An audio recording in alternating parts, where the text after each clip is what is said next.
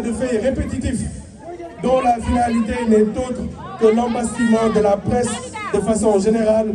Même si notre organe est particulièrement ciblé, il n'en demeure pas moins vrai qu'aucun d'entre nous ne sera épargné par cette déferlante d'injustice.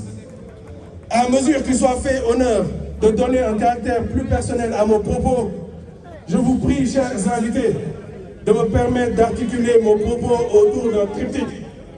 Le caractère symbolique de cette date, l'injustice qui s'abat sans cesse sur le groupe Walf et le bâillonnement de plus en plus manifeste de la presse, ce quatrième pouvoir aujourd'hui délesté de toute son essence.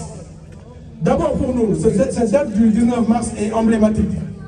En 2011, s'il faut le rappeler, le père fondateur du groupe, notre regretté mentor Sidi Lamine Niasse, avait vigoureusement protesté contre le régime d'alors à la mythique place de l'indépendance. Il avait alors, tel dans une prophétie, décrété que le vent de la révolution va souffler. Il est heureux aujourd'hui de constater que ces propos d'hier retentissent encore dans les oreilles et dans les cœurs de certains, car quotidiennement ces vidéos sont postées à l'envi sur les réseaux sociaux. Car, et il faut avoir le courage de le dire, les mots d'hier n'ont pas été suffisamment pensés avec la seconde alternance dont le lot d'injustice est sans commune mesure. L'injustice, justement, qui est le second point de notre développement, me laisse tout simplement sans voix. Pour avoir été à l'école du droit à la prestigieuse université Sorbonne et fait quelques humanités entre le Sénégal et la France, je constate avec une amertume non feinte que nous marchons à reculons. De l'histoire de la presse sénégalaise, le groupe Walfadjri est l'organe le plus attaqué, le plus réprimé, le plus sanctionné, le plus réprimandé.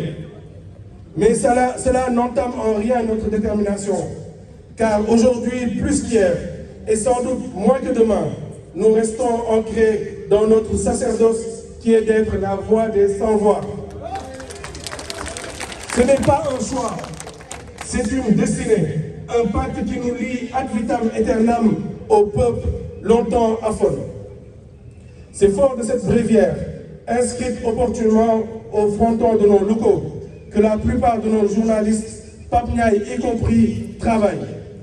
Dans le sillage de la directrice régionale d'Amnesty International pour l'Afrique de l'Ouest et l'Afrique centrale, Madame Samira Daoud, dont le communiqué est venu à son heure, nous sommes convaincus que l'État du Sénégal gagnerait à respecter les droits humains, mais surtout, et c'est là notre avis, à faire preuve de proportionnalité, en tout temps et en tout lieu.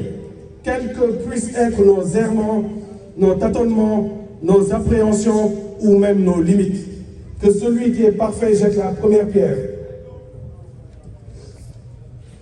Si vous, organes de presse, patrons de presse, journalistes ici présents ou non, pensez que ce combat ne concerne que la personne de Papniaï, je suis désolé de le dire, vous vous trompez.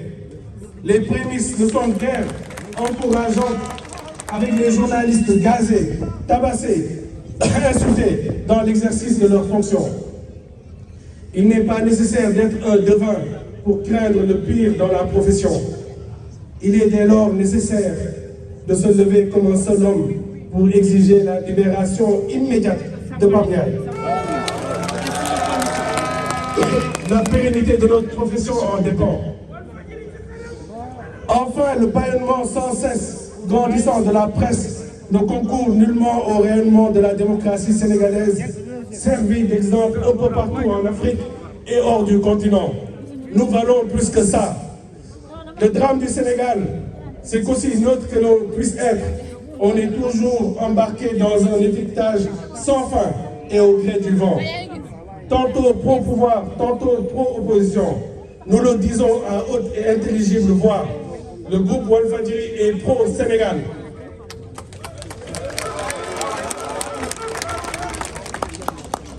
Seul ce pays nous intéresse. Notre ligne directrice n'a pas varié d'un iota. Notre ligne directrice n'a pas varié d'un iota depuis des décennies. Être au service exclusif du peuple. C'est ce qui explique qu'à chaque nouvelle alternance, le président, une fois élu, n'a pas manqué de souligner le rôle important de notre cher groupe dans l'accomplissement démocratique de notre jeune nation. Le président Macky Sall n'a pas fait exception à la règle. Excellence, Monsieur le Président de la République, permettez aux jeunes Sénégalais que je suis, et en ma qualité de créateur d'emplois dans ce pays qui en manque beaucoup, de vous demander humblement de dire stop à toutes ces dérives. Ne laissez personne ternir votre image en vous faisant croire que la presse, ou plutôt une certaine presse, est contre vous. Ne laissez pas trois pelés et un tondu faire de notre cher pays la risée de tout un continent. 63 ans après nos indépendances, vous valez mieux que ça. Permettez-moi pour finir, mesdames et messieurs, de conclure en invoquant à l'endroit de nos dirigeants la merveilleuse fable de La Fontaine, le lion et le rat. Le lion, roi des animaux, métaphore de la force et de la puissance, épargne un minuscule rat. Ce dernier, sourd à tout préjugé, libérera plus tard le lion alors prisonnier d'un filet. Et c'est là justement que La Fontaine dit cette sagesse très utile à noter. Nous avons toujours besoin d'un plus petit que soi. Et d'ajouter patience et longueur de temps valent plus que force ni que rage. Je vous remercie de votre aimable attention. Voilà, sous vos applaudissements, s'il vous plaît, nous le PDG du groupe.